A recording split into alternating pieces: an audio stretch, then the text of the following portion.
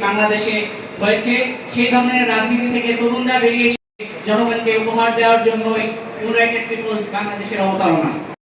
প্রত্যেকটা জায়গায় আমাদের অনুষ্ঠান চলমান, যার কারণে তারা রাষ্ট্র সংস্কার ব্যতীত কোনো দল নির্বাচনে যেতে রাজি হতো না। এভাবে ক্ষমতায় গেলে একজন দীর্ঘস্থায়ীভাবে ক্ষমতায় থেকে যেতে পারে। তাহলে এখন আমাদেরকেও আসলে বক্তব্য রাখার জন্য দাওয়াত করা হয়েছে। এজন্য আমাদের ছোট শুধুমাত্র আমরা সকলেই জানি প্রথমত কোটা সংস্কার ধর্মীয় ডাকা শুরু হয়েছিল, আমরা সেটাকে প্রতিহত করতে চাই। এই চারটি প্রধান আজ দীর্ঘ 10 মাস পার চিকিৎসার জন্য চিকিৎসা করতে চাইতো না কেউ।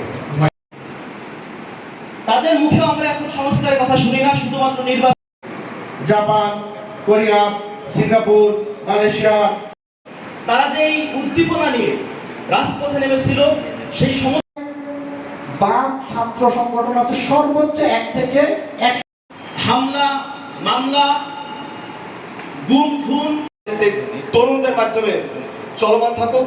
এজন্য আমার মনে হয় যে তরুণরা আমাদের যে 2000 ভাই শাহাদত বরণ করেছেন, কেউ তাদের ভিতরে আমাদের ভিতরে বিভিন্ন জায়গায় তালমাটাল অবস্থা আমরা দেখতে পাই।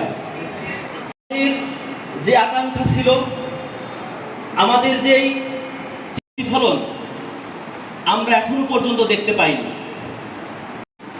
তারা সংগ্রামী সদস্য সচিব সাইদুর রহমান, আমি ব্যানারে জুলাই গণঅভ্যুত্থান সংগঠিত হলেও